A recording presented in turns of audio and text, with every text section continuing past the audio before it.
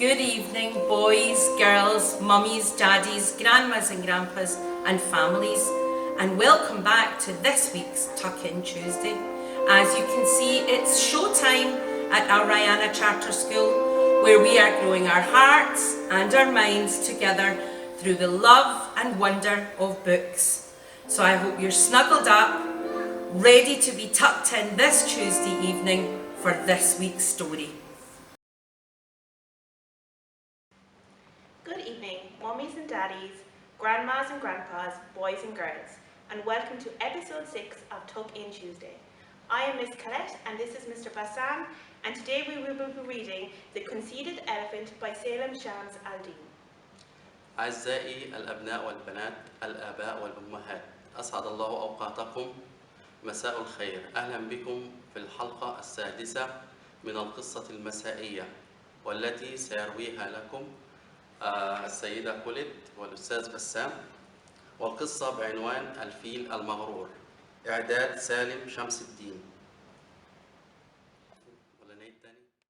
A conceited little elephant was so proud of his big strong trunk. He saw that his friend, the camel, did not have a trunk. He said to the camel, "I am stronger than you because I have a trunk and you don't. Look how big it is. I smell and breathe with my trunk. My trunk carries food and water to my mouth. I can even carry heavy loads with my trunk." يحكى أن فيلا صغيرا كان فخورا بخرطومه الكبير القوي. لاحظ أن صديقه الجمل ليس له خرطوم، فقال للجمل: أنا أقوى منك لأن لي خرطوما، أما أنت فلا. انظر كم هو كبير، فأنا أشم وأتنفس بواسطته كما يحمل الطعام والماء إلى فمي، كما يمكنني أن أحمل به أثقالا. The camel replied, "My dear elephant, it is true that you have a big strong trunk and that makes you strong in some ways, but I have special traits that make me stronger than you in other ways." أجاب الجمل: يا عزيزي الفيل، صحيح أن لك خرطوما كبيرا قويا يجعلك قويا في بعض النواحي، ولكن عندي ميزات خاصة تجعلني أقوى منك في نواح أخرى. "Nonsense," says the elephant. "I am still stronger than you." هذا هراء، قال الفيل، أنا ما زلت أقوى منك. The camel replied sarcastically, "My dear strong elephant, can you walk a whole day in the desert?" أجاب الجمل بسخرية: يا عزيزي الفيل القوي، هل بإمكانك أن تسير يوما كاملا في الصحراء؟ The elephant laughed and said, "Is that a challenge? Are you challenging the strongest animal in the world?" ضحك الفيل وقال: هل هذا تحد؟ هل تتحدى أقوى حيوان في العالم؟ "Yes, I challenge you to walk a whole day in the desert." نعم، إني أتحداك بأن تسير يوما كاملا في الصحراء.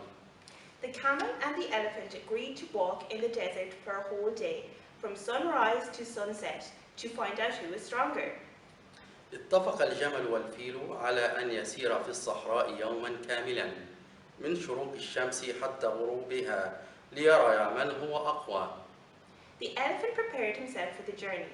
He loaded on his back the foodstuffs he needed, a big skin water bag filled with water and a big sack filled with green grass and fruits. The camel did not carry any food for himself. جهز الفيل نفسه للرحلة، حمل على ظهره الطعام الذي يحتاجه، قربة كبيرة من الماء وجرابا كبيرا من العشب الأخضر والفاكهة، بينما لم يحمل الجمل أي طعام لنفسه. The two animals set off for the desert. They walked and walked under the hot sun. After walking for an hour on the hot desert sand and under the burning sun, the elephant got hungry and thirsty. He opened his food sack and ate all the grass and food in it, throwing the empty sack on the hot sand behind him. انطلق الحيوانان إلى الصحراء، وبعد ساعة من السير على رمال الصحراء الساخنة وتحت أشعة الشمس المحرقة، شعر الفيل بالجوع، فتح جراب الطعام وأكل كل العشب والفاكهة التي بداخله، راميا الجراب الفارغ على الرمال الساخنة ورائه. The elephant also opened his water bag and drank it all in one gulp. throwing the empty bag on the hot sand behind him. The camel neither ate nor drank because camels can go for days without food or water. كما فتح الفيل أيضا قربة الماء فشربها جرعة واحدة راميا القربة الفارغة على الرمال الساخنة ورائه، بينما لم يأكل الجمل ولم يشرب، لأن الجمال تستطيع أن تتحمل الجوع والعطش لعدة أيام. The two animals kept on walking in the desert. Soon the elephant felt thirsty again. He cried out, "I am thirsty, I need to drink, but I am out of water." The camel replied sarcastically, "You claimed you were so strong, so you should not mind the thirst." تابع الحيوانان السير في الصحراء، وسرعان ما شعر الفيل بالعطش من جديد فصرخ: أنا عطشان أريد أن أشرب ولم يعد لدي ماء. فأجابه الجمل ساخرا: لقد كنت تدعي بأنك قوي، لذا يجب ألا يقلقك العطش. The elephant was ashamed of himself. Yet after a while he screamed at the top of his voice, "I am thirsty, please, I cannot take it anymore. I am dying from the thirst." خجل الفيل من نفسه، إلا أنه صرخ بعد برهة بأعلى صوته: أنا عطشان، أرجوك لا أقدر أن أتحمل المزيد، إني أموت من العطش. Having finished his words, the elephant sank to the ground and lay on the hot desert sand. Immediately the camel lifted him from the ground and carried him on his back. He took his back to his shaded spot where there were trees, grass, shrubs and water. إثر انتهاء كلامه ارتمى الفيل أرضا وتمدد على رمال الصحراء الساخنة، وفورا رفعه الجمل عن الأرض وحمله على ظهره ورجع به إلى بقعة وارفة الظلال، حيث الأشجار والعشب الأخضر والشجيرات والماء. When the elephant recovered, the camel gently asked him, "Are you convinced now that each creature has his special abilities and traits? I can bear the heat, the hunger and the thirst, which other animals cannot bear.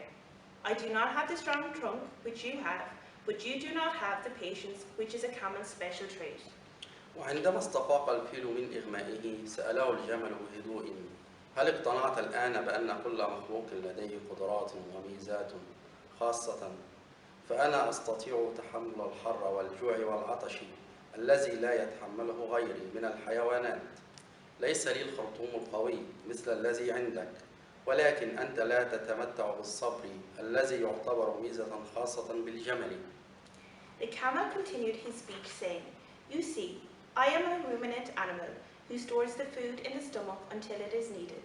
So I do not have to carry my food on my back, and I can go many days without food or water.